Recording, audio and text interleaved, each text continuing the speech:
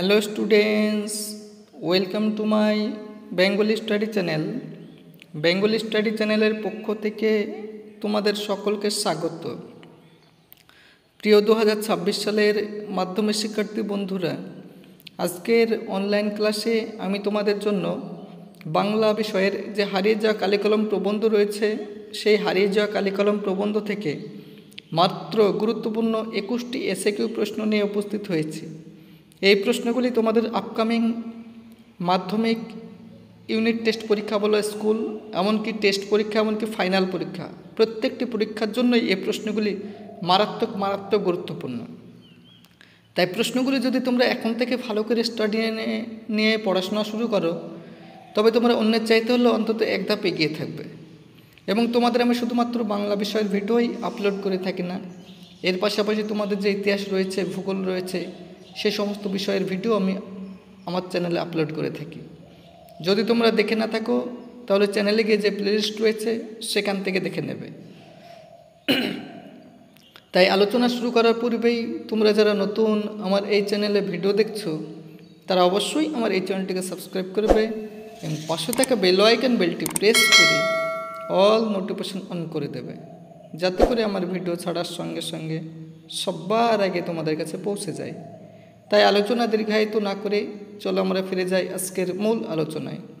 দেখো, হারিয়ে যাওয়া কালিকলম প্রবন্ধ থেকে তোমাদের জন্য যে 1 নম্বর প্রশ্নটি রেখেছি সেটি হলো, গ্রামে কেউ 2-1টা পাস দিতে পারলে বুড়ো বুড়িরা কী বলতেন? এই প্রশ্নের সঠিক উত্তরটি হলো, গ্রামে কেউ 2-1টা পাস দিতে পারলে বুড়ো বুড়িরা আশীর্বাদ করে বলতেন, বেঁচে থাকো বাছা, তোমার সোনার দোয়াত কলম হোক। নেক্সট, পরের প্রশ্ন 2 নম্বর, তার সূচনা কিন্তু হাতের লেখা পাণ্ডুলিপির পাতায়। এভাবে কি সূচনা হয়েছিল? এই প্রশ্নের সঠিক উত্তরটি হলো, রবীন্দ্রনাথ ঠাকুর বেশি বয়সে চিত্রশিল্পী হিসেবে খ্যাতি লাভ করেন। তার এই চিত্রশিল্পের সূচনা হয় পাণ্ডুলিপির সাদা পাতায় আঁকিবুকির মাধ্যমে। পরের প্রশ্ন 3 নম্বর, আমরা তাতে হোম টাস্ক করতাম। বক্তা কিসে হোম টাস্ক করতেন? এই প্রশ্নের সঠিক উত্তরটি হলো, কলাপাতা কাগজের মতো করে কেটে নিয়ে প্রাবন্ধিক তাতে হোম টাস্ক করতেন।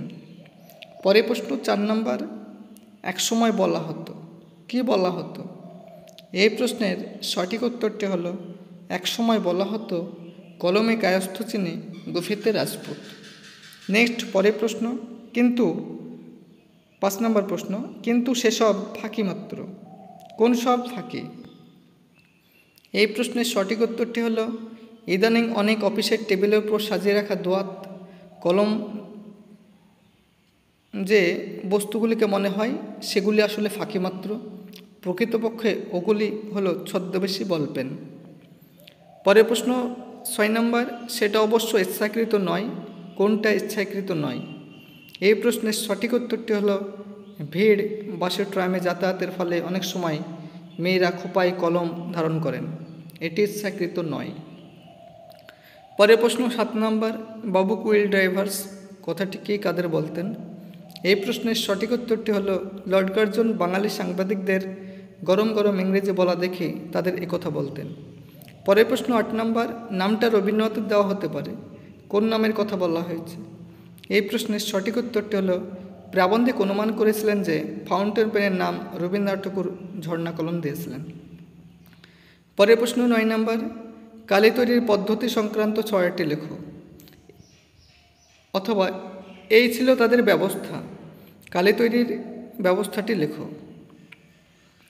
এই প্রশ্নের সঠিক উত্তরটি হলো, তিল ত্রিফলা শিমুল ছালা ছাগ দুগ্ধে করি মেলা লোহপাত্রে লোহাই ঘষি ছিঁড়ে পত্র না ছাড়ে মসি। পরের প্রশ্ন 10 নম্বর, কলম তাদের কাছে আজ অস্পৃশ্য, কাদের কাছে কেন কলম আজ অস্পৃশ্য? এই প্রশ্নের সঠিক উত্তরটি হলো, কলম আজ এতটাই সস্তা ও সহজলভ্য হয়ে উঠেছে যে পকেটমারেরাও বিমুখ হয়েছে, তাদের কাছে কলম আজ অস্পৃশ্য।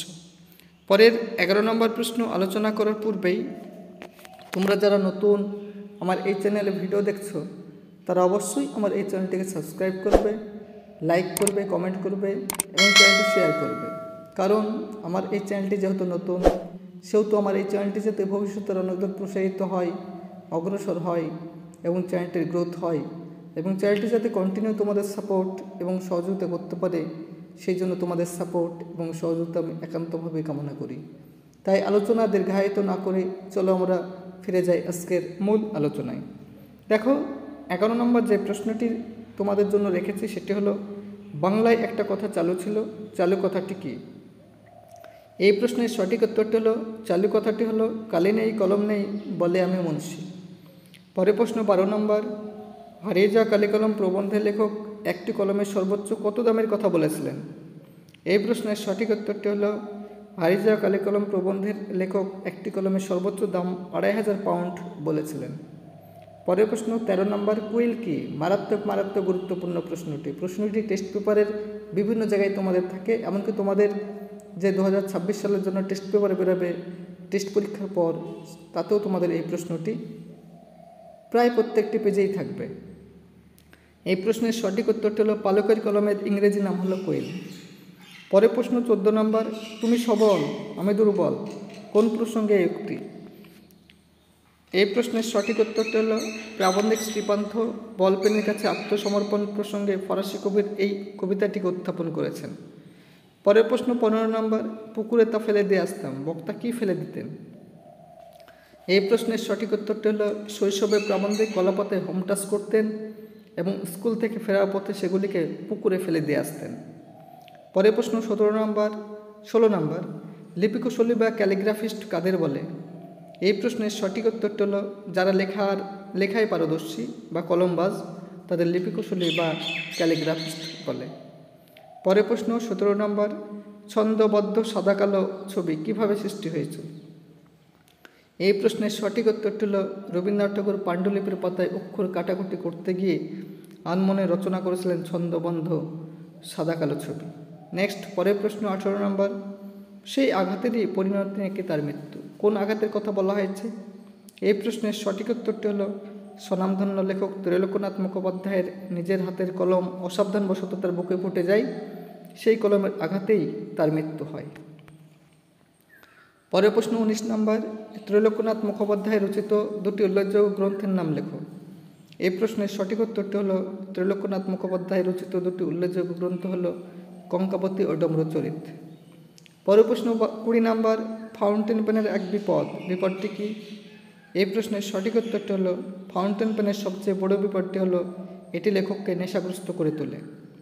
পরের প্রশ্ন 21 নম্বর, ফাউন্টেন পেনের আবিষ্কারককে?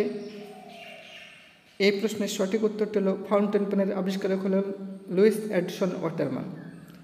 আজকে আমি তোমাদের সামনে যে 21টি গুরুত্বপূর্ণ এসিকিউ প্রশ্ন হারিয়ে যাওয়া কালি কলম প্রবন্ধ থেকে শেয়ার করলাম, এই প্রশ্নগুলি মারাত্মক গুরুত্বপূর্ণ।